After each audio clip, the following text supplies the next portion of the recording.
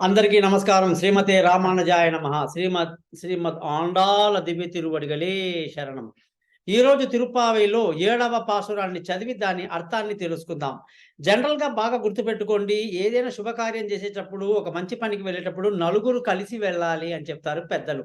ముఖ్యంగా గుళ్ళకు వెళ్ళటం గాని, స్వాములను దర్శించుకోవడానికి, తీర్థయాత్రలు చేయడానికి ఇటువంటి కార్యక్రమాల్లో గుంపుగా వెళ్తే చాలా చాలా సంతోషకరమైనటువంటి విషయం అన్నమాట భగవంతుడికి.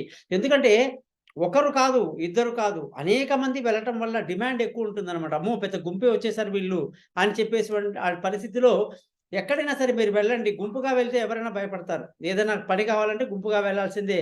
అందుకే సభలు, సమావేశాలు, స్ట్రైకులు ఇవన్నీ చూస్తున్నారు కదా! పెద్ద గుంపుగా చేస్తుంటారు. ఇప్పుడు ఇక్కడ అమ్మవారు ఏమంటున్నారంటే ప్రతి గోపిక ఇంటికి వెళ్ళడం, తలుపు కొట్టడం, రకరకాలైనటువంటి ఉపమానాలు చెప్పటం, వాళ్ళకి జరుగుతున్న ఉదయం అయ్యింది, మరి మీరింకా లెవ్వలేదేంటి అని చెప్పడానికి అనేక ఉదాహరణలు చెప్తూ అమ్మవారు ముందుకెళ్తున్నారు. ఇందులో గొప్ప విషయం ఏంటంటే,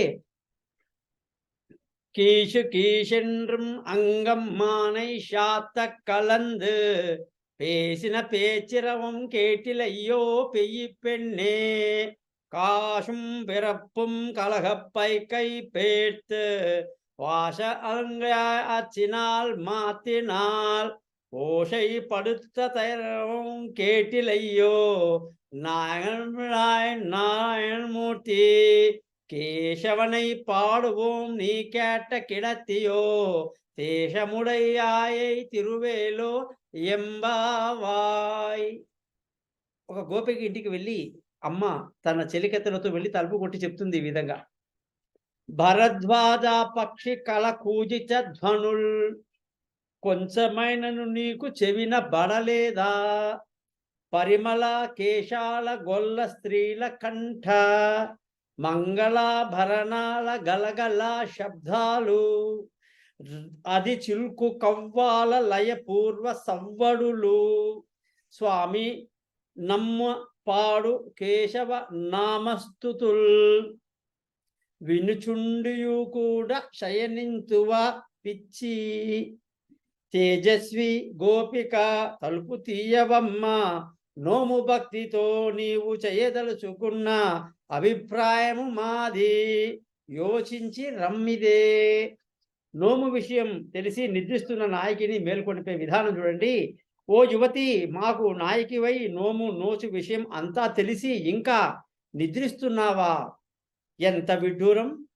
ఇంకా తెల్లవారలేదని అంటున్నావా? భలేదానివే. అదిగో భరద్వాజ జంట పక్షులు రాత్రి అంతా కలిసి ఉండి ఆహారం కొరకు విడిపోతూ కీచు కీచుమని శ్రోధ చేయటం నీకు వినపడలేదా? పోనీలే ఓ చిన్నదానా, గోపికలు వేకువనే లేచి పెరుగు చిలుకుట నీకు కనబడకపోవచ్చు, ఎందుకంటే నిద్రపోస్తున్నావు కదా. మరి చిలుకుచున్నప్పుడు వారి మెడలో మంగళసూత్రంలోని 2 తాళిబొట్లు కాసుల పేరులు రాచుకొని కలిగే చప్పుళ్ళు, చేతి గాజుల గలగలలు నీ చెవికి వినబడలేదా? మజ్జిగ చిలికేటప్పటి చిర్రుబుర్రుమనే మనోహర శబ్దమైనను వీణుల విందుగా వినగా రాలేదా?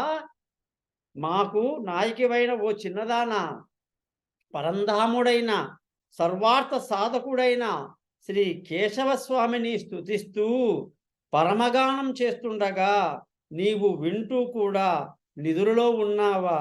ఇకనైనా వేగరమే మేలుకో, మనమంతా వ్రతం ఆచరించాలి కదా. ఏమండి, అసలు ఈ కాలంలో ఇలాంటి మాటలు ఎక్కడైనా వింటున్నామా? భరద్వాజ వంశులు రాత్రంతా కలిసే ఉంటాయి. మరి అవి మార్నింగ్ అవ్వగానే విడిపోతాయండి. సహజంగా ప్రకృతిలో జరిగే విషయం అది. ఆహారం కొరకు వెళుతూ కీచుమని అరుస్తూ ఉంటాయి. ఆ చప్పుడు నీకు వినబడలేదా అని ఒక అద్భుతమైనటువంటి మాట. అన్నిటికంటే అత్యంత గొప్పది, గోపికలు పెరుగు చిలుకుతున్నప్పుడు మెడలో ఉన్నటువంటి 2 తాళిబొట్లు ఒకదానికొకటి రాపాడు చేస్తూ చేతిలో గాజులు ముందు వెనక ఇలా లాగుతున్నప్పుడు వచ్చే సౌండ్, ఆ శబ్దం ఎంత అద్భుతంగా ఉంటుందంటే ఒకసారి ఊహించుకోండి మీరు. ఆ శబ్దం కూడా నీకు వినబడలేదా? ఇక ఎంత చక్కటి ఈ మాటలతో, ఉపమానాలతో అమ్మవారు గోపికని మేల్కొలవడం ఎంతో అద్భుతమైన విషయం. మరి లేచి లేవగానే మనమందరం కూడా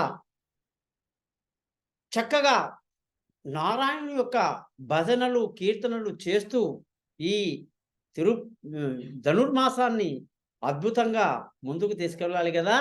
మరి అమ్మవారు ఏమంటున్నారంటే, పట్టు పానుపు పైన శయ్యనింపర స్వామి, పట్టు పానుపు పైన శయ్యనింపర స్వామి, భక్తులందరూ నిన్ను ప్రస్తుతించి పాడా, పట్టు పానుపు పైన పవ్వళింపర స్వామి, భక్తులందరూ నిన్ను ప్రస్తుతించి పాడా, చిరునొగవులొలుకుచు